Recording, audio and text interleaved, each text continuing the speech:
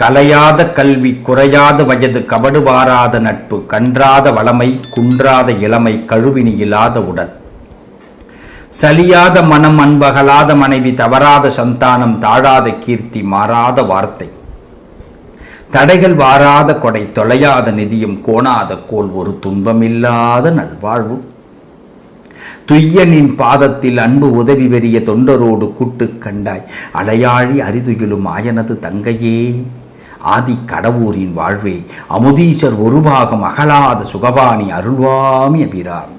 எங்கள் ரிஷபராசி அன்பர்களுக்கு ஒரு நல்ல மாற்றத்தை, நல்ல முன்னேற்றத்தை நீ தர வேண்டும் அம்மா. இதான் எங்களுடைய பிரார்த்தனை. பிரார்த்தனையோடு ஆரம்பிக்கிறேன் என் அன்பான ரிஷபராசி நேயர்களே. பொதுவாக எத்தனையோ செயல்கள் நம்ம வாழ்க்கையில் கடந்து வந்திருக்கிறோம், எத்தனையோ சங்கடங்களை கடந்து வந்திருக்கிறோம், இன்னும் சொல்லப்போனால் நிறைய தோல்விகளை கடந்து வந்திருக்கிறோம், நிறைய விமர்சனங்களை கடந்து வந்திருக்கிறோம். இன்னைக்கு இந்த பதிவு பார்க்குறவர்களுக்கு 20 வயசா இருக்கலாம், 40 வயசா இருக்கலாம், 60 வயசா இருக்கலாம், 80 வயசா இருக்கலாம், 90 இருக்கலாம், 100 இருக்கலாம். ஆனால் எல்லாருக்குள்ளேயும் ஒரு வலி என்று ஒன்று இருக்கும். அந்த வலியை கொடுத்த இறைவன் அதற்கு மருந்தையும் கொடுக்கிறான், வலிக்கு மருந்தையும் கொடுக்கிறான். ரிஷபராசிக்காரர்களே, கவலைப்பட வேண்டாம். உங்கள் வாழ்க்கையில் நீங்கள் என்னவாக வந்தால் நன்மையாக இருக்குங்கிறத முதல்ல சொல்கிறோம். எந்த இடம் நமக்கு பேலன்ஸ் குறைஞ்சுதுங்கிறத சொல்கிறேன், எப்படி அந்த பேலன்ஸை சரி பண்ணுங்கிறத சொல்கிறேன். அதற்கு பிறகு சில மந்திரங்களையும் உங்களுக்கு சொல்கிறோம். இந்த மந்திரங்களை 2வது பகுதியாக நான் கொடுக்குறேன். இந்த முதல் பாட்டில் ரொம்ப சொல்ல முடியாது, ஏன்னா ரொம்ப நாழிகை ஒரு இந்த சேனலில் உங்கள் வீடியோ போனாலும் உங்களால் பார்க்க முடியாது. அதனால் 2வது பகுதியில் மந்திரங்களை சொல்கிறேன். முதல் பகுதியாக இதை எடுத்துப்போம், பார்ட் 1. இதில் என்னங்க எங்களுக்கு புரியலையே, கொஞ்சம் சொல்லுங்கள் ஐயா. பிரம்மன் நமக்கு தலையெழுத்தை எழுதிட்டான், பிரம்மன் நமக்கு தலையெழுத்தை எழுதிட்டான். மகாவிஷ்ணு அதை ஏற்றுக்கிட்டார், மகாவிஷ்ணு அதை ஏற்றுக்கிட்டார். இப்போ கரெக்டாக தான் போகுது. எழுதின பிரம்ம என்ன பண்ணுறான், நம்மளுடைய கர்மா வினையின் அடிப்படையில் தான் நமக்கு தலையெழுத்தை எழுதுறான், கர்ம வினை அடிப்படையில் தான். அதனால நமக்கு எழுதி வரும்போது என்ன பண்ணுறான், இன்ன நாளில் இன்ன தேதியில் இது நடக்கும் அப்படின்னு சொல்லிட்டான். நாமளும் உருண்டு பிறண்டு பார்க்குறோம், என்னென்னமோ செஞ்சு பார்க்குறோம், ஒரு கனவு கூட நடக்க மாட்டேங்குதப்பா. அட படுத்தா கூட நல்ல கனவு வரலையா, ஒரே போராட்டமும் பசியும் பட்னியும் பஞ்சமும் கடனும் இப்படி தான் வருது. கனவுல கூட எனக்கு ஒரு ராஜாங்க பதவி கிடைச்சி நானும் ஒரு பெரிய ஆள் ஆகணும்னு நினைச்சா வரமாட்டேங்குது. இந்த பதவி, இந்த கனவு கூட பார்த்தீங்கன்னா யாருக்கிட்டையாச்சும் கூட்டணி பேசிக்கிட்டு இருக்கிறதும் சும்மா உட்காந்துருக்கிறது தான் வருது. அப்போ என்னதான் செய்யுது, பிரம்மனை குறை சொல்றதா, இந்த பிரம்மன் எடுத்த விதியை வாங்கி செயல்படுத்துகிற பெருமான அந்த நாராயணனை குறை சொல்றதா? இப்போ எங்கேயோ ஒரு இடத்துல குறை இருக்கு, கண்டுபிடிப்போம். இப்போ சில தோல்விகளை, சில சிரமங்களை, சில கஷ்டங்களை, சில அவமானங்களை சந்தித்து வந்து கொண்டிருக்கக்கூடிய ரிஷபராசிக்கு இந்த பிரம்மன் எழுதிய விதியை, அதில் ஏற்பட்டிருக்கிற சில கிறுக்கல்களை மாற்றுவதற்கு சரஸ்வதி தேவியும், அது மட்டும் இல்லை செயல்படுத்துறதுல சில தாமதங்கள் நடக்குது பாருங்க. ஏன்னா எழுதின விதி கொஞ்சம் கிறுக்கலா போயிடுச்சு. ஐயா, ஒருத்தவங்களுக்கு நல்லா வாழ்ந்துகிட்டு இருக்கிறாங்க, அந்த காலத்தில் பெரிய விஷயம் சொல்லுவாங்க, நல்லா வாழ்ந்த குடும்பம் வீழக்கூடாதுன்னு சொல்லுவாங்க, பார்த்துருக்கீங்களா? 4 பேருக்கு சோறு போட்ட ஒரு எசமா ஒருத்தவங்கள்ட்ட சோறுக்கு போய் நின்றுடக்கூடாது. அதை விட மரணம் எதுவுமே கிடையாது. 4 பேருக்கு சோறு போட்ட எசமா ஒரு நபர்கிட்ட போய் சோறுக்கு, அப்பா இந்த ஒரு வேளை சோறு போடுறியா ராஜா அப்படின்னு கேட்டக்கூடாது. அது மரணம். இந்த மரணத்தை கொடுக்கக்கூடாது. இந்த செயலை மாத்திருக்கலாமே பெருமாள், ஏன் மாத்தல? ஏன் மாற்ற மாட்டேங்கிறார்? மாத்துவார். இதுக்கு ஒரு வழி இருக்கு, இதை தான் நாங்கள் சொல்றோம். அதுக்கு மகாலட்சுமி தான் துணை புரியும். அதுக்கு மகாலட்சுமி தான் துணை புரியும். அப்ப சரஸ்வதியும் லக்ஷ்மி தேவியும் அனுகிரகம் இருந்தா இந்த ரிஷபராசிக்காரர்கள் வாழ்க்கையில் நல்ல முன்னேற்றம் ஏற்படும். இந்த செய்தி தான். அப்ப ரிஷபராசிக்காரர்களுக்கு ஏற்கனவே ஒரு விஷயத்தை தேர்ந்தெடுத்து செயல்படுத்தி வெற்றி பெற வேண்டும் என்று உழைத்து கொண்டே இருக்கிறார்கள். கடுமையான உழைப்பு, கொஞ்சம் கூட உழைப்பட குறையில்லைங்க. ஆனா வெற்றி கிடைக்கல. அது 20 வயசா இருக்கட்டும், 40 இருக்கட்டும், 60 இருக்கட்டும், 80 இருக்கட்டும், 100 இருக்கட்டும், வெற்றி கிடைக்க மாட்டேங்குது. அப்படியே கிடைச்சாலும் குறிப்பிட்ட நாள் நிற்கிது, திரும்பி போயிடுது. திருப்பி போராட்டம். போராட்டத்திற்கு நடுவே ரிஷபம் குடியிருக்கிறது. இவ்வளவுதான், ஒரே வார்த்தை. ஆனா சில சூட்சமங்கள் இருக்குங்க. கரெக்ட், கொண்டு வரேன். முதல்ல இந்த ரிஷபராசிக்காரர்கள் எந்த துறையை எடுத்துக்கொண்டால் வெற்றி பெறலாம், அவர்களுக்குன்னு என்னங்க எலிஜிபிள், அதை கொஞ்சம் சொல்லுங்களேன். பணம் புரளக்கூடிய இடத்தில் ரிஷபம் இருக்கும். நல்ல கவனிங்க, பணம் புரளக்கூடிய இடத்தில் ரிஷபம் இருக்கும். இதை முதல்ல மைண்ட்ல திங்க் பண்ணுங்க. பணம் எங்கெல்லாம் ரெட்டிப்பாகும், 3 ஆகும், அந்த இடத்துக்கு நீங்க போங்க. அப்பதான் ரிஷபத்திற்கு முழு வெற்றி கிடைக்கும். பணம் எங்கெங்கெல்லாம் புரளுங்க. கோவிலில் அறங்காவல் குழுவில் இருந்தால் புரளுமா? எனக்கு கேள்வி நீங்கள் பட்டுன்னு தான் கேட்பீங்க, எனக்கு தெரியுது. பணம் புரளக்கூடிய இடம். நிறைய பேர் பார்த்தீங்கன்னா கலைத்துறையில் ரிஷபராசிக்காரர்கள் இருப்பார்கள், அரசியலில் இருப்பார்கள். இன்னும் சொல்ல போனா சில பேர் இந்த லிக்கர் பிசினஸ் சொல்றாங்க பாருங்க, அதுல இருப்பாங்க. அதுல நீங்க தண்ணி அப்படிங்கிறதுல 2-3 வெரைட்டிஸ் இருக்கு. நீர் சம்பந்தப்பட்ட பிசினஸ் இப்படி வச்சுப்போம், அதுலேயும் இருப்பார்கள். இந்த ரிஷபராசிக்காரர்களுக்கு இன்னும் சொல்ல போனா குடும்ப சந்தோஷத்திற்காக குடும்பத்துக்குள்ளேயே வியாபாரம் பெருக்கக்கூடியவர்களாக இருப்பார்கள். தங்கத்தில் ஈடுபடக்கூடியவர்களாக இருப்பார்கள். அப்ப இந்த பிசினஸ் ஓரியன்டலாகவே இவங்க போகணும். சார், நானே 5க்கும் 10க்கும் கஷ்டப்பட்டுக்கிட்டு இருக்கிறேன், நான் எங்கெங்க இந்த பிசினஸ் எல்லாம் பண்றது அப்படின்னு கேட்கலாம். நம்ப மாட்டீங்க, 5க்கும் 10க்கும் கஷ்டப்பட்டவர்கள் தான் இன்னைக்கு இந்த இடத்துக்கு வந்திருக்கிறாங்க. அப்ப என்னன்னா, நீங்க செய்யக்கூடிய வேலையை எவ்வளவு ஹார்ட் ஒர்க் பண்றீங்களோ அதை விட ஸ்மார்ட் ஒர்க்கா அதை சேர்த்து செய்யணும். இதுதான் ரிஷபத்திற்கு உள்ள செய்தி. சூட்சமும் அவ்வளவுதான். வெற்றி பெற்றவர்கள் செய்த ஒரே வித்த ஸ்மார்ட் ஒர்க். வெற்றி பெற முடியாதவர்கள் செய்யற ஒரே ஒரு வித்த ஹார்ட் ஒர்க். இந்த ஹார்ட் ஒர்க்னா தொடர்ந்து உழைத்துக் கொண்டிருக்கிறார்கள், அதுல மாற்று கருத்தே கிடையாது. தினசரி உழைப்பு. காகித பிசினஸ் பண்ணலாம் ரிஷபராசிக்காரர்கள், காகிதம் சம்பந்தப்பட்ட பிசினஸ். மை, எழுத்து பூர்வமான அந்த மைன்னு சொல்லுவாங்க, அந்த நீங்க நினைக்கிற மாதிரி வசியம் மை அது கிடையாதுங்க. பேனா, அதுலேருந்து வரக்கூடிய மை, கார்பன், இது மாதிரி பிசினஸ் பண்ணலாம் ரிஷபராசிக்காரர்கள். செயற்கையா இயற்கையா இருக்கிற விஷயத்தை செயற்கையா வெளியில கொண்டு வர பிசினஸ் எது வேணாலும் பண்ணலாம். இந்த ஒரு மைண்ட் ரிஷபத்திற்கு உண்டு. இது எப்படிங்க சொல்லலாம்? ஒண்ணும் இல்லைங்க, இன்னைய வரைக்கும் வீரபாண்டிய கட்டபொம்மனை யாராவது பார்த்திருக்கிறீர்களான்னு கேட்டா இந்த ஜெனரேஷன் உள்ளவர்கள் பார்த்திருக்க வாய்ப்பே கிடையாது. ஏங்க இவ்வளவு சொல்றோம்? இறைவன் பரமேஸ்வரனை சிவபெருமான நேரா பார்த்திருக்கீங்களான்னு கேட்டா இந்த ஜெனரேஷன் உள்ளவங்களுக்கு வாய்ப்பு உண்டா? சித்தர்கள் காலத்துல பார்த்திருக்கிறாங்க. கண்ணப்ப நாயனார் பார்த்திருக்கிறார், திருநீலகண்டர் பார்த்திருக்கிறார். நம்ம பார்த்திருக்கிறோமா?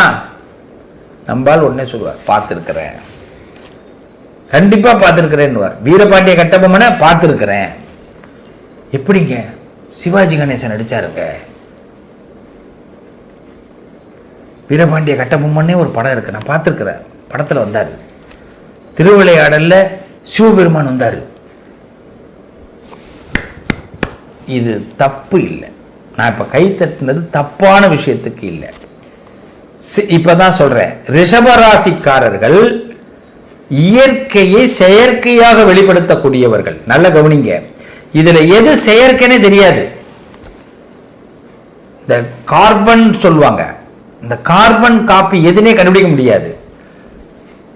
சிவனே அப்படி இருந்திருப்பாரான்னு எனக்கு தெரியாது. ஆனா இன்னைக்கும் நான் சிவாஜி கணேசனை சிவனா தான் பார்த்திருக்கேன்னு சொல்றவங்க எத்தனை பேர் இருக்காங்க. வீரபாண்டிய கட்டபொம்மன் அப்படி இருந்திருப்பாரான்னு எனக்கு தெரியாது. அந்த ஆஜானுபாகுவான உடம்பு வீரபாண்டிய கட்டபொம்மனுக்கு இருந்ததான் பல பேருக்கு தெரிய வாய்ப்பு இல்லை. ஆனா சிவாஜி கணேசன் இந்த திரை காவியங்கள் இருக்கிற வரைக்கும் வீரபாண்டிய கட்டபொம்மனை பார்த்துக்கிட்டு இருப்பாங்க. இப்ப இதுல இருந்து என்ன தெரியுது, இந்த ரிஷபராசிக்காரர்கள் இது மாதிரி தான். அவர்களால் ஒரு விஷயத்தை படைக்க முடியும். அப்ப நீங்க என்ன பண்ணக்கூடாது, தோல்வி அடைய வாய்ப்பே கிடையாது. என்ன பிசினஸ் பண்றீங்களோ, ஒருத்தர் தச்சர், மர வேலைகளை செய்யக்கூடியவர், அந்த ரிஷபராசிக்காரர் பார்த்தீங்கன்னா அற்புதமான கலை உள்ளம் அவர்கிட்ட இருக்கும். கலை உள்ளம் புதுசு புதுசா கண்டுபிடிப்பாரு. என்ன ஒண்ணே ஒண்ணு அவரை வெளிப்படுத்துறதுக்கு அவரால் முடியல. என் அன்பு சகோதரர் ஒருத்தர் ரிஷபராசி முடி வெட்டுவார், சூப்பரா வெட்டுவார். நானே அவர்கிட்ட தான் போய் வெட்டிப்பேன், அழகா வெட்டுவார். அப்ப அவர் கலை நுணுக்கத்தோட போவார். பல பேரை இன்னைக்கு அழகாக காட்டக்கூடியவர் அவர் தான். உள்ளத்துல கூட அசிங்கம் இருக்கும், வெளியில பார்க்க அழகாக காட்டக்கூடியவர்கள். கலை நுணுக்கம் கொண்டவர்கள் ரிஷபராசிக்காரர்கள். என்ன தொழில் பண்றவங்கலாம் கிடையாது, அவர்கள் கண்டிப்பாக இன்னொருத்தவர்களை மாற்றக்கூடியவர்களாக இருப்பார்கள். பல குடும்பத்தை மாற்றக்கூடியவர்களாக இருப்பார். நல்ல வழியில், உயர்வான வழியில். இதான் ரிஷபராசியோட தத்துவம். காரணம், சுக்கிரன் அங்க ஆட்சி, சந்திரன் உச்சம். இந்த சந்திரன் உச்சமா இருக்கிறதுனால ரிஷபராசிக்காரர்கள் உறங்கி பழக்கமே இருக்காது. உறங்கி பழக்கமே இருக்காது. அப்படியே டிராவல்ல வேணா உறங்கிட்டு போகலாம். குறைந்த தூக்கம், நிறைந்த ஒர்க், இது ரிஷபராசிக்கு தத்துவம். இனிமேல் இதை மேற்கொள்ளுங்க, 100% சக்சஸ் ஆகலாம். இப்படிப்பட்ட ரிஷபராசிக்கு 20 வயசா இருக்கட்டும், 40 இருக்கட்டும், 60 இருக்கட்டும், 80 இருக்கட்டும், இதுவரைக்கும் நம்ம வாழ்க்கையில் நடந்த சில சிக்கல்களுக்கு காரணம் பிரம்மன் சில கிறுக்கல்களை எழுதிட்டான். நல்ல வாய்ப்பு கிடைச்சனால பயன்படுத்த முடியாம போயிட்டுங்க. நல்ல வாய்ப்புங்க, எனக்கு அது கிடைக்கல. நான் ஒரு விஷயத்தை விரும்பினேன், கடைசி நேரத்தில் சொத்தப்படா போயிட்டுங்க. ஏங்க எனக்கு அமையலையே. நான் இந்த இடத்துக்கு இந்த ப்ரொமோஷன் எனக்கு கிடைச்சிடும் நினைச்சு ரொம்ப ஹெவியா உள்ள போனாங்க, முடியலையே. இப்படி இதுக்கெல்லாம் என்ன காரணம்னா இடையில எழுதின கிறுக்கல்கள், பிரம்மனுடைய கிறுக்கல்கள். ஆனா நம்ம என்ன பண்ணணும், இப்ப இந்த கிறுக்கல்களை மாத்துறதுக்கு ஒரே ஒரு வழிதான், சரஸ்வதி தேவி வழிபாடு செய்யணும். அது மட்டும் இல்லை, இந்த கிறுக்கல்கள் அடிப்படையில் தான் சுவாமி பெருமாள் என்ன பண்றார், நாராயணன் செயல்படுத்திக்கிட்டு இருக்கார். பிரம்மன் எழுதினாலும் அது செயல்படுத்துறார் பெருமாள், இந்த நாராயணன் செயல்படுத்துறார். அந்த செயல்ல சில நேரங்களில் தர்க்கம் நடக்குது. ஒரு 1 லட்சம் ரூபா நமக்கு ஒரு கிடைக்க வேண்டிய விஷயம் கிடைக்க மாட்டேங்குது. பணத்துக்கு போராடுறோம், ஒரு பதவிக்கு போராடுறோம், நமக்கு தான் எலிஜிபிள், ஆனால் நமக்கு கிடைக்க மாட்டேங்குது. இப்ப என்ன நடக்குதுன்னா, மகாலட்சுமி அனுகிரகம் அங்க இல்லை. இப்ப மகாலட்சுமியை நம்ம வழிபாடு பண்ணணும்.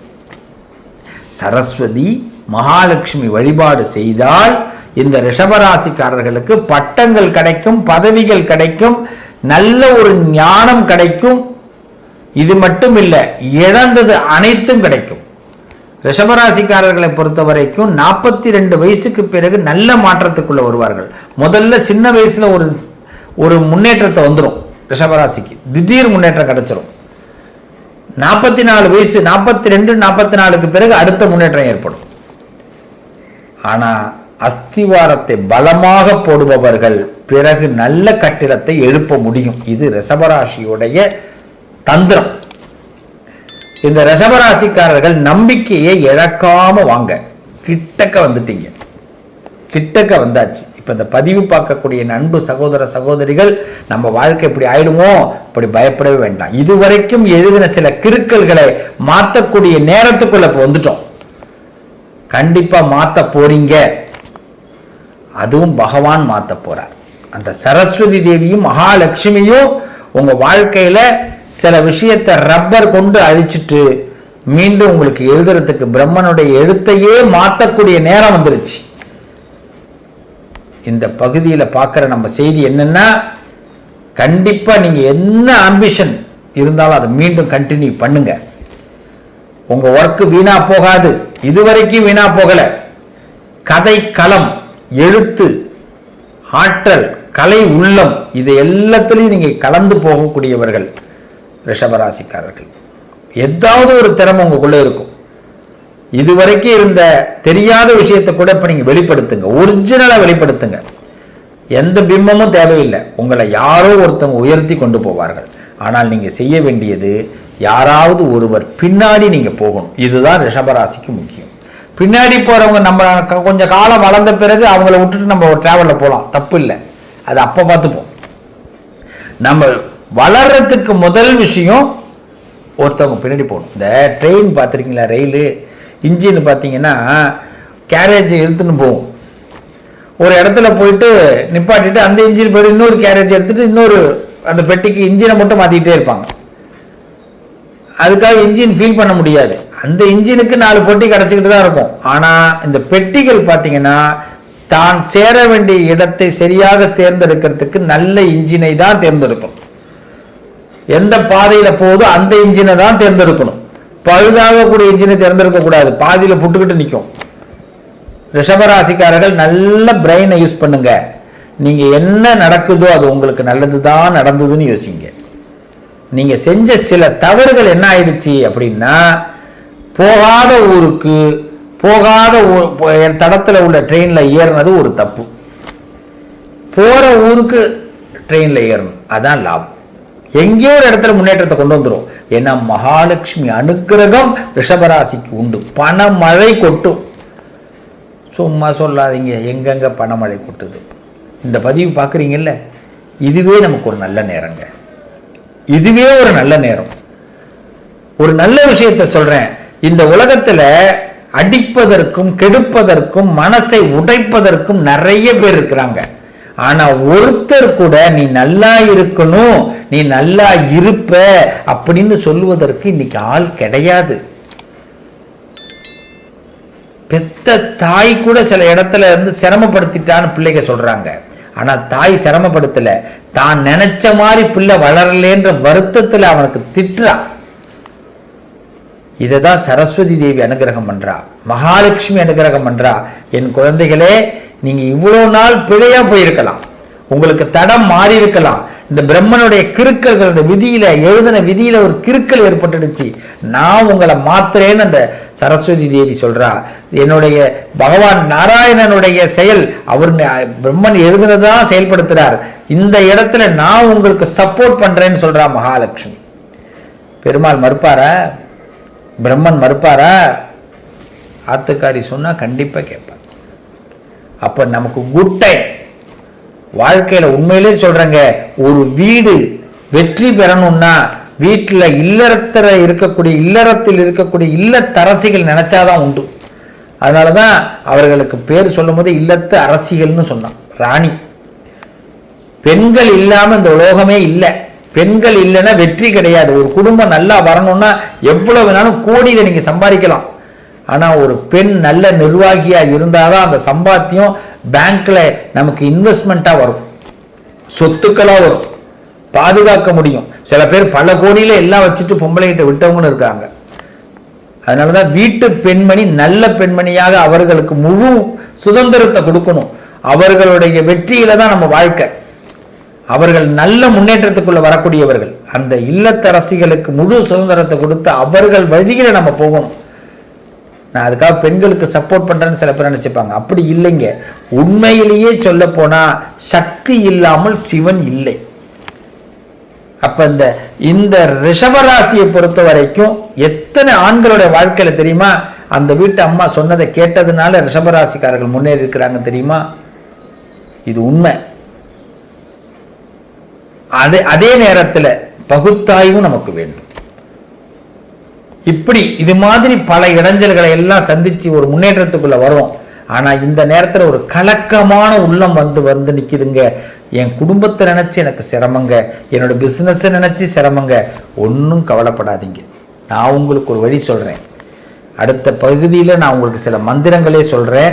இந்த முதல் பகுதியில் நாங்கள் சொல்லக்கூடியது சுவாமியை பகவானை ஆற தழுவிக்கொள்வது தான் சிறந்த வழி. ஆற தழுவிக்கொள்வது. நீங்க வேற எதுவுமே செய்ய வேணாம். ரிஷபராசிக்காரர்கள் முதல்ல செய்ய வேண்டியது ஆற தழுவுதல். உங்களுக்கு என்ன பிரச்சனை, மனசு எப்பயாவது கஷ்டமா இருக்கா, ரணமா இருக்கா, வேதனையா இருக்கா, உங்க வீட்டு சுவாமி ரூமுக்கு போங்க, கதவை சாத்திக்கிங்க, சுவாமி கிட்ட கதறுங்க, அழுங்க, அப்படியே ஆளுங்க கட்டி பிடிச்சிக்கிங்க, உங்களையே அப்படி கட்டி பிடிச்சிங்க, சுவாமி அங்க வந்துடுவார். அம்மா சரஸ்வதி, அம்மா மகாலட்சுமி, எனக்கு அனுகிரகம் பண்ணணும், எனக்கு அந்த பதவி கிடைக்கணும், எனக்கு அந்த பேர் கிடைக்கணும், அந்த புகழ் கிடைக்கணும், எனக்கு வியாபாரத்தில் பெரிய முன்னேற்றம் கிடைக்கணும், எனக்கு கல்வியில பெரிய ஞானம் கிடைக்கணும், எனக்கு அந்த அதிகார தோரணை கிடைக்கணும், எனக்கு அந்த ப்ரமோஷன் கிடைக்கணும், ப்ளீஸ் பிரார்த்தனை பண்ணுங்க. மனசார கண்ணீர் விட்டு பிரார்த்தனை பண்ணுங்க. முடிச்சிட்டு கதவை திறங்க. ரிஷபராசிக்காரர்களே, உங்கள் இலகிய மனசுக்கு வெற்றி அங்கு காத்திருக்கும். உங்க மனக்கதவும் திறக்கும், வாழ்க்கை கதவும் திறக்கும். சரஸ்வதியும் லக்ஷ்மி தேவியும் அனுகிரகம் பண்ணுவார்கள். ஏன்னா இன்னைக்கு ஒரு பிரச்சனையை காது கொடுத்து கேட்கறதுக்கெல்லாம் யாருமே கிடையாது. ஏன்னா ரிஷபராசிக்காரர்கள் அழறாங்கன்னு சொன்னாலே நம்பவும் வாய்ப்பு கிடையாது. ஆனா அப்படி இருக்கும் போது சில பிரச்சனைகளை எப்படி ஹேண்டில் பண்ணணும், இரவு பகல் தூங்காமல் தான் ஹேண்டில் பண்ணணும். இதான் ரிஷபத்துடைய தாந்திரிக யோகம். ரிஷபம் எப்பயுமே தூக்கமே வர முடியாது. ரிஷபத்துக்கு பொறுத்த வரைக்குமே தூக்கத்தை தொலைத்தவர்கள் கூட சொல்லலாம். ஆனா குறைந்த தூக்கம் உங்க வாழ்க்கையில் நிறைந்த வாழ்க்கையை நிச்சயமாக கொடுக்கும். ரிஷபராசிக்காரர்களே, அவசியமாக நான் சொல்றேன், மகாலட்சுமியையும் சரஸ்வதியும் வழிபாடு பண்ணுங்க. பிரதோஷ காலத்துல சிவபெருமானை நந்திகேஸ்வரர் உமா மகேஸ்வரரோட வழிபாடு பண்ணுங்க. நிச்சயமாக அந்த சிவபெருமான் நெற்றிக்கண்ணை திறந்து உங்களுக்கு நன்மையை கொடுப்பார். ஒரு தடவை கண்டிப்பா சொக்கநாதர் மீனாட்சியை மதுரையில போய் சந்திங்க. ரிஷப ராசியில் பிறந்தவர்கள் சொக்கநாதர் மீனாட்சியை மதுரையில் சந்திங்க. கண்டிப்பா உங்களுக்கு பெரிய மாற்றம் ஏற்படும்.